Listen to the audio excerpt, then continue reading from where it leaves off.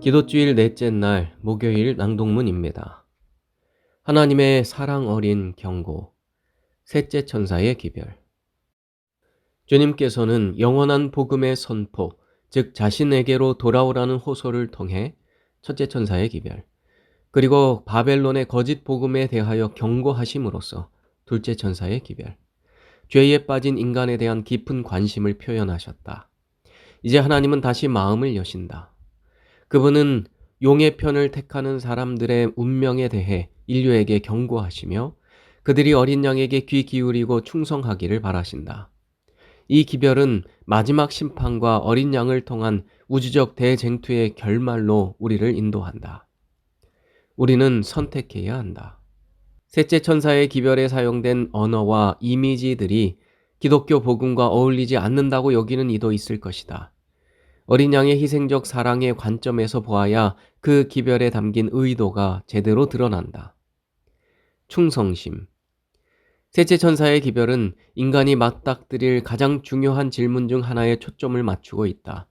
궁극적으로 우리는 누구에게 충성해야 하느냐이다. 쟁투는 벌어졌고 우리의 개입 여부에 상관없이 우리는 반드시 어느 한쪽을 선택해야 한다는 의미이다. 선택하기를 주저하는 것은 악한 자들의 편을 선택하는 것이다. 어린 양이냐 타락한 그룹 첨사냐 둘 중 한 가지 선택 사항만 있을 뿐이다. 나 자신에서 충실하면 된다는 따위의 개념은 들어설 자리가 없다. 이 싸움에서 나타나는 충성의 개념은 심오하다. 왜냐하면 우리가 충성하는 대상의 정체성이 우리의 품성으로 나타나기 때문이다. 바로 이것이 짐승의 이름과 표를 받는다는 표현에 담겨 있는 뜻이다. 타락한 그룹 천사에게 충성하면 그 흔적이 삶에서 가시적으로 드러난다. 짐승의 이름을 가졌다는 것은 타락한 그룹 천사의 의도와 야망과 하나가 되었고 그의 소유가 되었음을 뜻한다. 짐승의 표에서는 소속의 개념이 명확하게 드러나고 있다.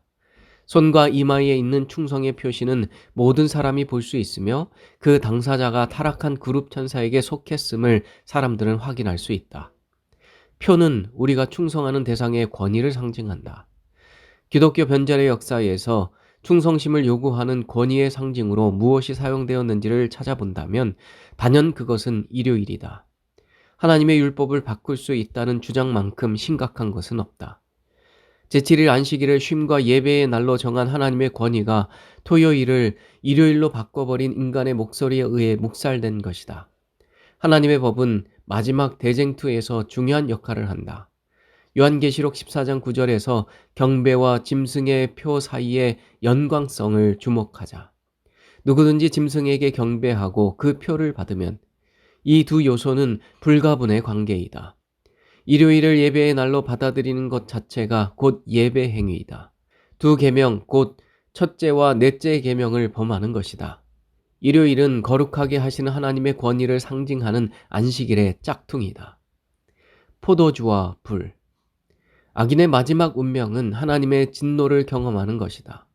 여기에서 우리는 어떤 사람들이 어려운 주제라고 말하는 진노하시는 하나님과 마주하게 된다. 요한은 포도주 비유와 불과 유황의 비유로 그것이 무엇인지 설명하고자 한다. 이런 이미지들은 구약에서 하나님의 원수에 대한 심판을 묘사하는 데 사용됐다.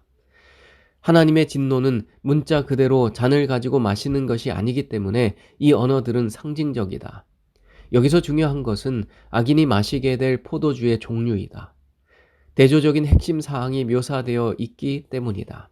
이 포도주는 평소처럼 물을 섞지 않았고 향로를 사용하여 독성을 더 강하게 했다. 악인들은 자비로 희석되지 않은 하나님의 진노를 경험할 것이다. 더 이상 회개할 여지는 없다. 두 번째 비유는 불과 유황이다. 악인은 불과 유황 혹은 불타는 유황으로 고통받을 것이다. 이 은유는 하나님의 진노에 대한 경험을 불타는 유황이 우리 몸에 닿을 때 느끼는 고통에 빗댄다. 하나님의 진노는 고통스러운 경험이다. 이 은유는 또한 불에 의해 파괴된 것은 복구할 수 없다는 사실에 기반한다. 그렇게 된 것은 영원히 파괴된다. 하나님의 진노로 둘째 사망이라는 악인의 최종적 멸망이 일어난다는 개념이다. 그 불은 그것에 의해 타는 것이 영원히 소멸된다는 점에서 영원하다. 그 불은 아무것도 남지 않을 때까지 타오른다. 악인들이 둘째 사망을 당하는 과정에는 쉼이 없다. 그리스도의 고통. 악인들의 고통스러운 최종적 죽음은 아직 아무도 겪어보지 않았기에 누구도 상상할 수 없다. 유일한 예외는 예수 그리스도이시다. 그분은 우리를 그 마지막 죽음으로부터 탈출시키기 위해 그것을 겪으셨다. 따라서 최후의 심판에서 그 누구도 둘째 사망을 겪을 필요는 없다.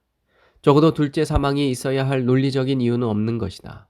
그리스도 중심적인 관점에서 본다면 최후의 심판은 십자가에서 그리스도가 행하신 심판과 연결되어야 한다.